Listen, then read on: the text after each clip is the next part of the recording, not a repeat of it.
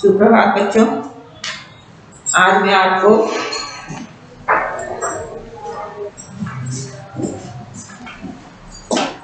छठा पाठ जो मैंने भाग 1 करवाया था आपको, उसी का भाग 2 करवाऊंगी।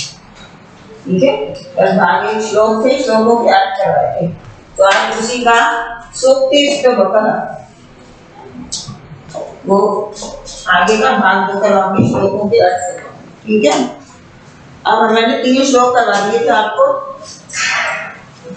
अब ये चौथा श्लोक देखो। पहला श्लोक लिखिए,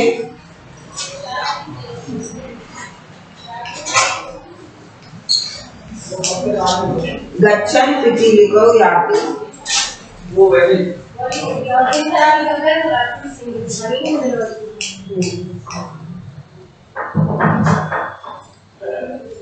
गच्छन् पिपीलिको याति।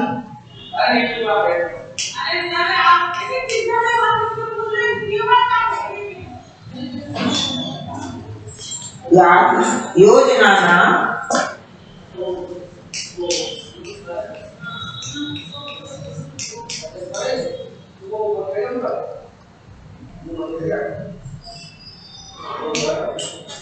ठीक है, पूरा पूरा श्लोक लिखो। योजनानां शतान्यति।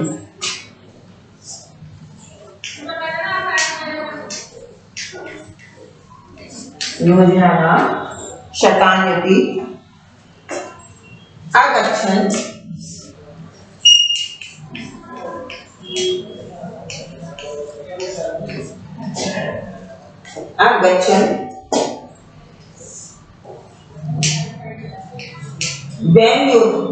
वैन्योति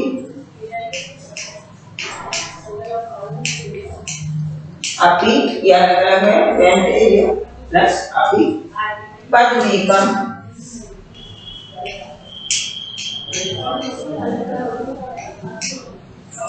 सारा लिखो देख देख के। न गच्छति पद्मेकम् न गच्छति।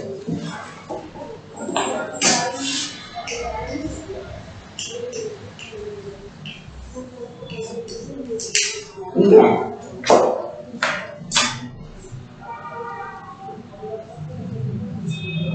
गच्छन् पिपीलिको याति योजनानां शतान्यति अगच्छन् वैन्योति पद्मेकम् न गच्छति। ठीक है, अब हमें इसका क्या करना है, पहले हम इसके लिखेंगे शब्दार्थ। शब्दार्थ का मतलब गच्छन् माने चलते हुए, शब्द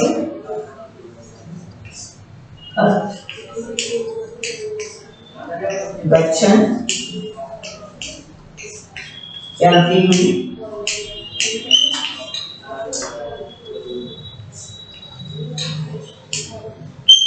पिपीलिका चींटी। पिपीलिका किसे कहते हैं, चींटी।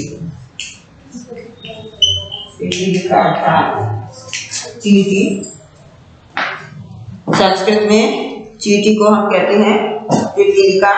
याति माने पार करती है,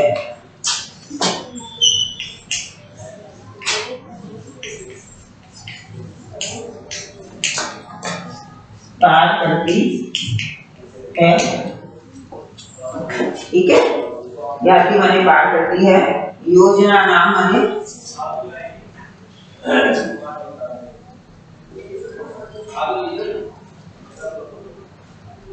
शतान्यति सैकड़ों, शतान्यति यानी सैकड़ों। शत माने 100, शतान्यति सैकड़ों।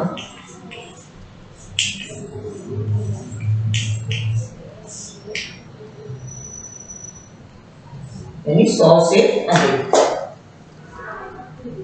सैकड़ों के इसमें। शतान्यति माने 100 से अधिक। अगच्छन् ना चलता हुआ,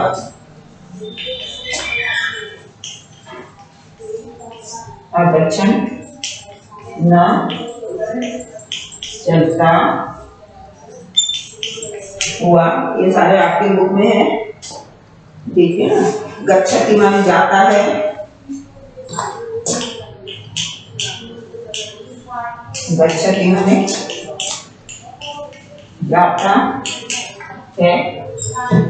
किताब खोलिए, आपको किताबों में सारे आपको मिलेंगे, ठीक है।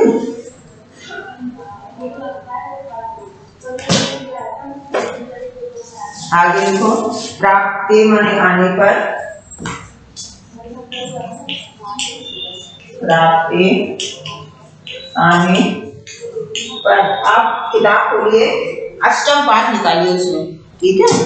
आठवां पाठ निकालिए, आठवां पाठ करा लीजिए। जब तक आप किताब नहीं खोलेंगे तब तक आपको नहीं आएगा। योजना नाम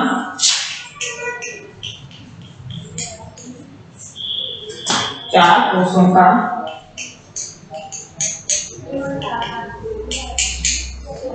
ठीक है। योजना नाम बने चार कोषों का वैन के गरुड़,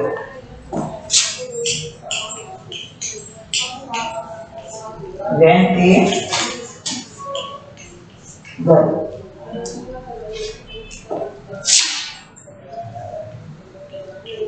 गरुड़ में पक्षी होता है, वो है वैन के। आप पहले इनको लिखो,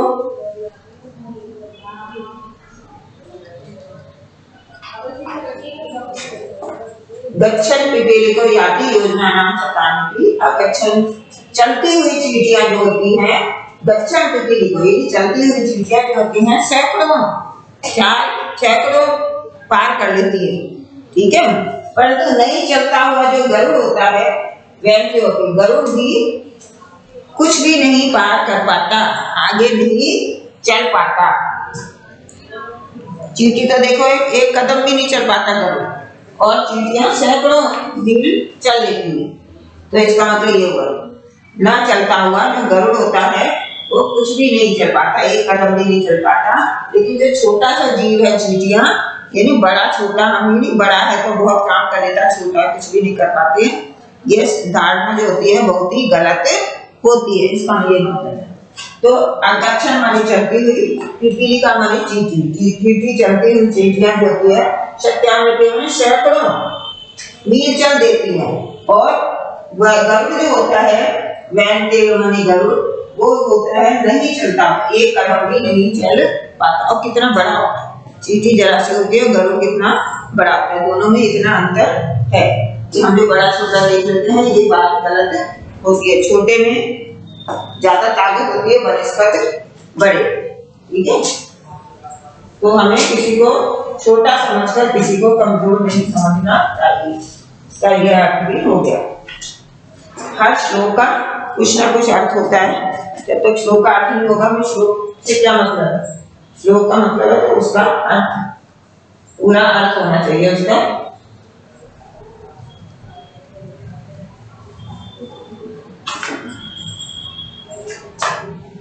ठीक है। अब श्लोक आपको लिखा हुआ है, श्लोक उतार लिया आपने, उसके बाद शब्दार्थ भी उतार लिए होंगे, सारे के सारे शब्दार्थ मैंने इसके लिखते थे, हर एक करवा देते। पिपीलिका चींटी, गच्छन माने जाती हुई, और अगच्छन इसका अपोजिट हो जाता है, इसका विपरीत है।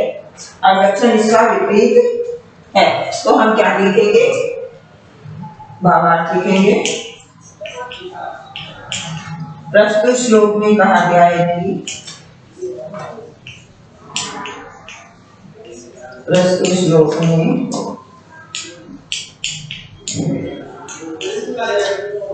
कहा गया है कि चलती हुई चींटियां, गच्छन पिपीलिको का मतलब है चलती हुई चींटी सैकड़ों योजन पार कर सकती है।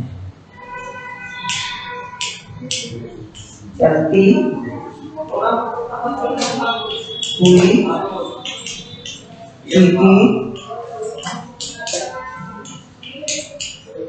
सैकड़ों योजन, यानी कोस, बहुत कोस चली जाती है, बहुत दूर तक वो चली जाती हैं।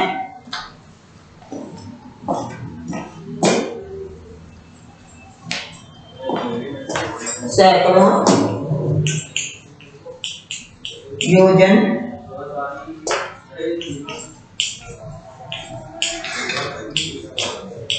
पार कर लेती हैं। परंतु जो गरुड़ होता है, न चलता हुआ गरुड़ एक कदम भी नहीं जाता है। न चलता हुआ गरुड़ एक कदम भी नहीं जाता।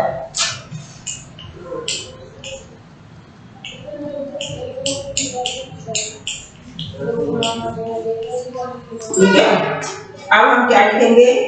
अर्थात चींटी एक छोटा सा जीव है परंतु वह लगातार चलते हुए, अर्थात चींटी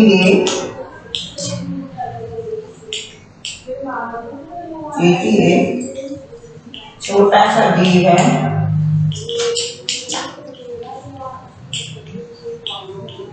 परंतु वह लगातार चलकर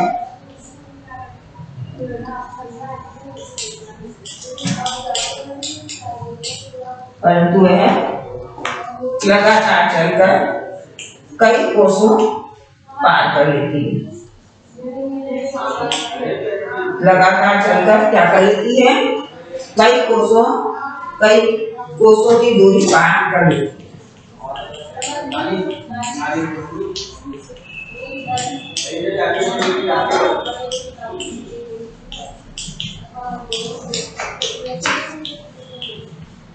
परंतु गरुड़ जो पक्षी है वह बहुत बड़ा होता है, परंतु गरुड़ एक पक्षी है जो उड़ान भरता है, परंतु गरुड़ एक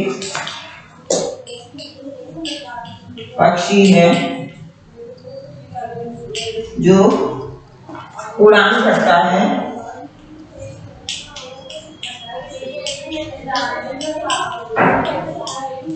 परंतु एक कदम भी नहीं चल पाता। परंतु न चलने के कारण, पृथ्वी पर नहीं चलता, वरना उड़ान ही करता रहता है, न चलने के कारण एक कदम भी पार नहीं कर पाता।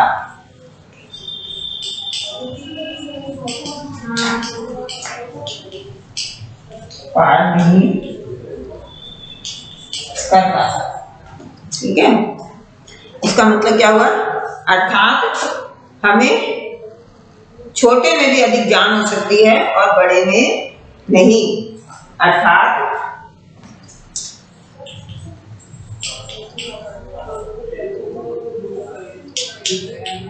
छोटे में भी अधिक शक्ति हो सकती है ना, बड़े में नहीं। मतलब हमें बड़ा छोटा नहीं, बड़ा छोटा है तो कमजोर होगा, हमें छोटा नहीं समझना चाहिए, बड़े में नहीं, छोटे को कमजोर नहीं समझना चाहिए। कमजोर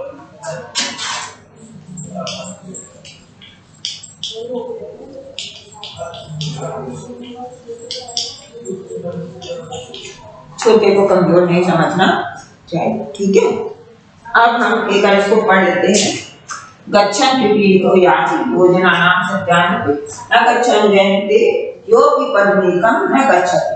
प्रस्तुत श्लोक में कहा गया है कि चलती हुई चींटी, पिपीलिका माने चींटी, चलती हुई चींटी सैकड़ों योजन पार कर लेती है, सैकड़ों कोस चल देती है, चली जाती है, और न चलता हुआ गरुड़ एक कदम भी नहीं जाता है, एक कदम भी नहीं चल पाता है। या जाता है कुछ भी लिख दो, वो एक कदम भी नहीं चल सकता। अर्थात चींटी एक छोटा सा जीव होता है परंतु वह सैकड़ों कोस पैदल चल लेती है और चलती चली जाती है, परिश्रमी होती है।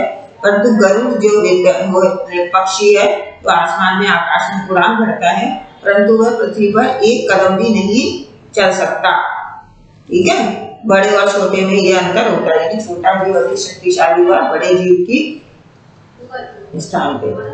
बड़ा गरुड़ जो होता है चलते चलते आकाश में शिकार करता है, सब करता है, परंतु चींटी हमेशा पृथ्वी पर ही रहती है। ठीक है, दिख लिया होगा आप सबने।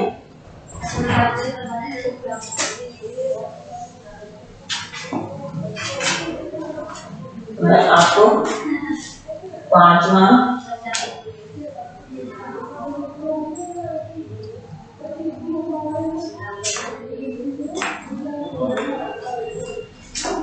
क्या करा रही हूँ आपको, पांचवा क्वेश्चन, पांचवा श्लोक करवा दें।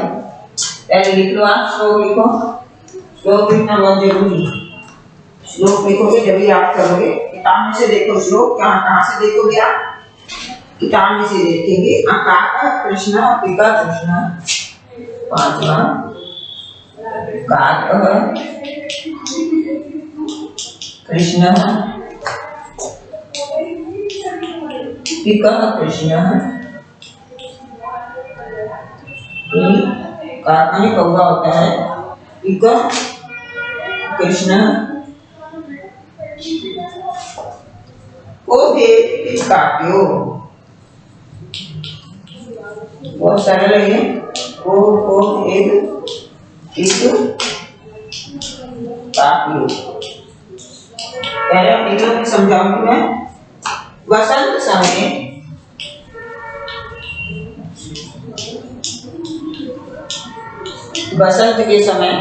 वसंत समय इनमें भेद पता चलता है। प्राप्ते काकः काकः, प्राप्ते काकः काकः, पिकः पिकः।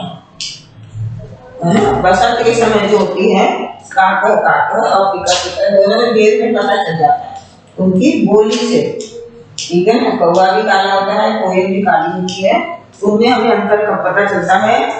कब पता चलता है? बसंत ऋतु जब आती है तो हमें उसमें अंतर पता चल जाता है कि ये कौवा है और ये कोयल है। ठीक है, ये आपने लिख लिया होगा।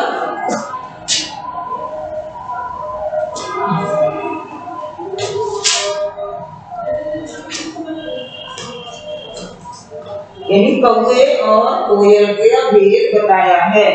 शक्ल दोनों की एक जैसी होती है, दोनों की क्या होती है पहचान में नहीं आता, परंतु जब बसंत के समय दोनों बोलते हैं, कौवा अपनी बोली बोलता है और काव काव करता है, और कोयल जो होती है वो अपनी बोली बोलती है। इससे हमें दोनों में अंतर पता चल जाता है कि कौन कौवा है और कौन कोयल है। इसी प्रकार हमें लोगों में अंतर उनकी व्यवहार से पता चलता है, उनकी भाषा से पता चलता है। कोई मधुर भाषा बोलता है वो क्या होता है? मधुर भाषा बोलने वाला अच्छा कहा जाता है, और कटु वचन बोलने वाला दुर्जन व्यक्ति कहा जाता है। पहले हम इसलिए क्या करेंगे? शब्द काका, काका का मतलब कौवा। ठीक है, पिका, पिका का मतलब कोयल। काका माने कौवा और पिका माने कोयल। कृष्ण माने काला, दोनों का रंग काला होता है। कृष्ण माने काला। को माने क्या? को माने क्या होता है? को माने क्या? बसंत समय, बसंत के समय में ऋतु, बसंत ऋतु होती है ना, उसके बसंत के समय में हमें दोनों में अंतर पता चल जाता है। भेद माने अंतर, भेद माने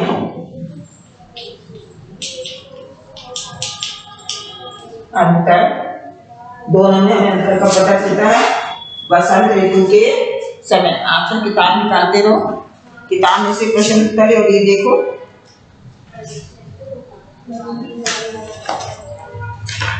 ठीक है,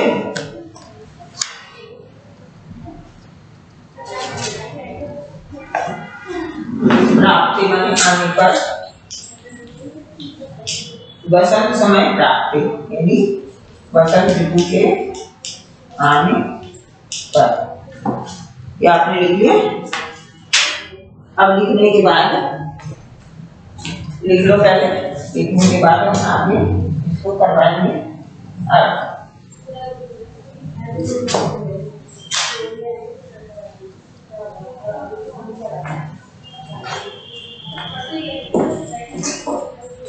चलिए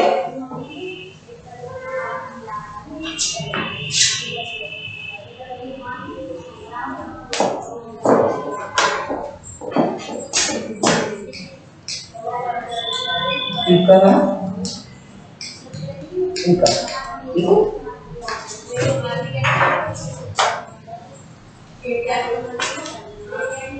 हाँ। अब क्या लिखेंगे हम?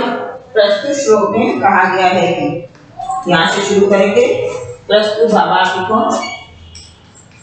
शब्दार्थ बता दिए ना, अब भावार्थ। प्रस्तुत श्लोक में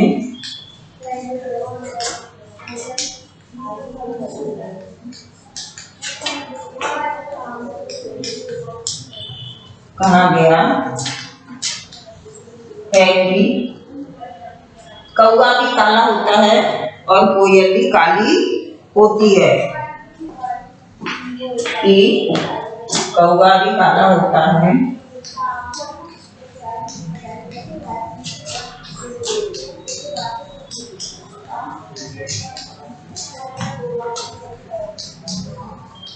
और क्या होता है?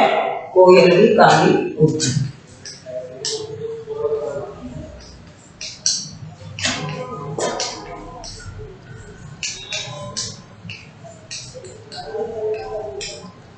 कौवा भी काला होता है, कोयल भी काली होती है। कौवा और कोयल में रंग के आधार पर कोई भेद नहीं होता। कौवा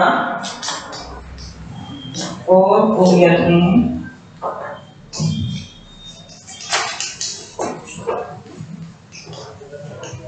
रंग के आधार पर कोई भेद नहीं है, दोनों समान होते हैं।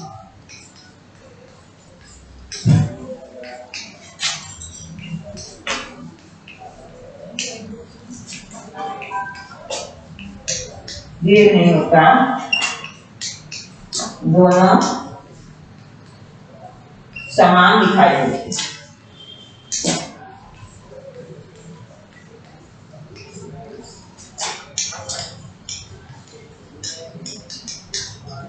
अब कब इनमें अंतर दिखाई देता है? बसंत ऋतु के समय। जब बसंत ऋतु आती है तब हम इनमें अंतर देख लेते हैं, ठीक है ना। जैसे ही बसंत का मौसम आता है, जैसे ही बसंत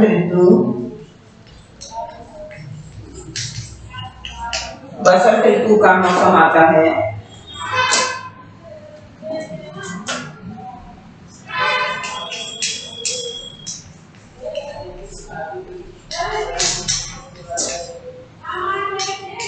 दोनों में अंतर दिखाई देने लगता है।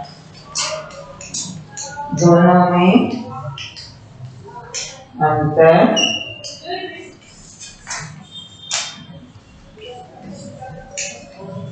दिखाई देने लगता है। कैसे? क्योंकि कोयल जो होती है अपनी मधुर ध्वनि में बोलने लगती है, क्योंकि कोयल बसंत काल में कोयल बसंत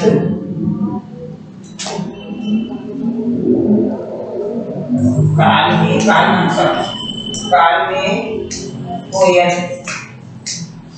मधुर स्वर में बोलती है,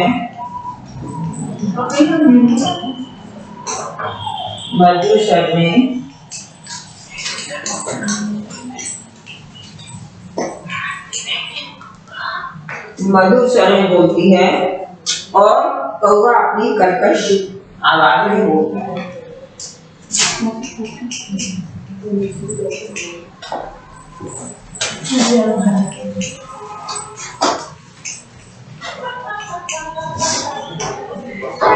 कौवा अपनी कर्कश आवाज में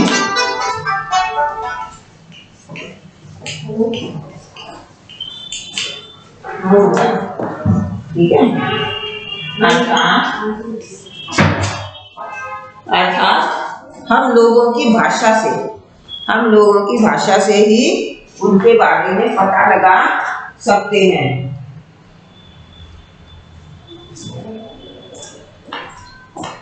अर्थात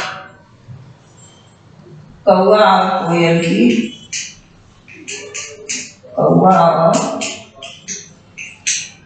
की भाषा से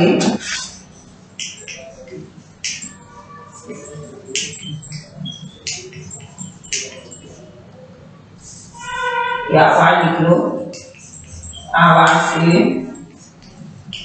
हम उनका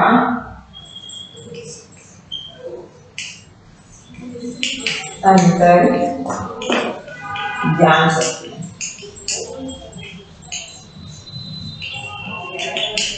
ठीक है ना। इसी तरह इंसानों में भी होता है। सारे इंसान इकट्ठे दिखाई देते हैं, एक जैसे दिखाई देते हैं। हम कैसे पता लगाएं ये इंसान अच्छा और ये इंसान गंदा? हमें उसकी भाषा से पता लग जाता है कि यह इंसान कैसा है, इसका व्यवहार कैसा है। मधुर बोली वाला जो इंसान होगा वो सज्जन पुरुष होगा, और कर्कश बोली वाला और कटु वचन वाला जो इंसान होगा वह दुर्जन पुरुष कहा जाएगा। ठीक है ना। इसी प्रकार काका कृष्ण पिका कृष्ण को भेद पिक काकरो, ठीक है, को भेद पिक काकरो बसंत समय प्राप्ते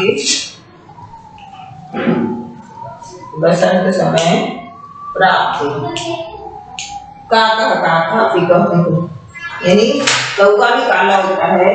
प्रस्तुत श्लोक में कहा गया है कि कौवा भी काला होता है, कोयल भी काली होती है। कौवा और कोयल में रंग के आधार पर कोई भेद नहीं होता। रंग भी काला होता है और शक्ल भी वैसी की वैसी होती है, कोई पता नहीं लगा सकता कौन कैसा है। दोनों समान दिखाई देते हैं। जैसे ही बसंत ऋतु का मौसम आता है दोनों में अंतर दिखाई देने लगता है। बसंत काल में कोयल मधुर स्वर में बोलती है और कौवा अपनी कर्कश आवाज में बोलता है। ठीक है।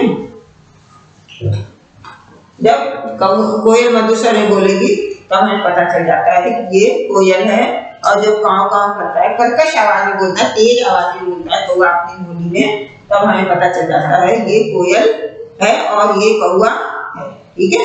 इसी प्रकार इंसान में भी कोई इंसान मृदुभाषी होगा, मधुर बोलेगा, उसका हमें पता लग जाएगा ये अच्छा है, सज्जन पुरुष है। और जो कटु भाषा में बोलेगा, कटु वचन होंगे, गलत उसमें बोलेगा, वो हमें पता चल जाएगा ये दुर्जन व्यक्ति है।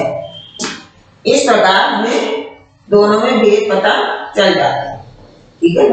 अब ये तो है, हमने क्या करा है, श्लोक आपके अभी पूरे हो गए हैं। श्लोक के बाद हमें प्रश्न उत्तर करने हैं। प्रश्न उत्तर हम बाद में कराएंगे, पहले हम छोटे छोटे प्रश्न देखते हैं। छोटा सा प्रश्न पहले है, सर्वान श्लोकान सस्वरम गाये, यानी सभी श्लोकों को, सर्वान माने सभी श्लोकों को सस्वरम, एक साथ स्वर में गाइए। यानी ऐसे नहीं बोलना जैसे संस्कृत में बोलते हैं काकः कृष्णः पिकः कृष्णः को भेद पिक काकयो बसंत समय प्राप्ते काकः काकः पिकः पिकः। ठीक है। ऐसे आपको पूरे के पूरे श्लोक, 5 श्लोक है, पूरे के पूरे आपको उच्चारण करने हैं। आपको क्या करना है, ये बोलने हैं। ठीक है। और हमारा दूसरा प्रश्न है मिलान करना है, तो हम आपस में लिख के इनको मिलान करेंगे। ये तो मैं आपको कब करवाऊंगी, भाग 2 में करवाऊंगी। ये भाग 2 है, ये भाग 3 में करो। ठीक है। भाग 3 करवाऊंगी, उसमें सारे के सारे प्रश्न उत्तर आपको करवा दूंगी। तो ये सारे श्लोक आप पहले पढ़िए। पढ़ने के बाद इन श्लोकों क्या क्या करेंगे, कॉपी में उतारेंगे। पहले श्लोक उतारेंगे, फिर उनके शब्दार्थ उतारेंगे, जैसे मैं करवाती हूँ। इस शब्दार्थ एक एक चीज का शब्दार्थ करवाया है, जैसे काका है कौवा, कृष्ण काला, पिका कोयल, है ना, भेद माने अंतर, पिक काकियो यानी पिक और कोयल और कौवा दोनों साथ साथ आ गए। तो सारे के सारे अंतर मैंने बता रखे। ऐसे ही आप भी अंतर करके आप पूरा पढ़ के पूरा समझ के फिर आप भावार्थ लिखेंगे। अब भावार्थ लिखने के बाद आप इसको कॉपी में करके इसको समझ के इसको याद करें। ठीक है, अब मैं भाग 3 में आपको प्रश्न उत्तर करूँगा। धन्यवाद।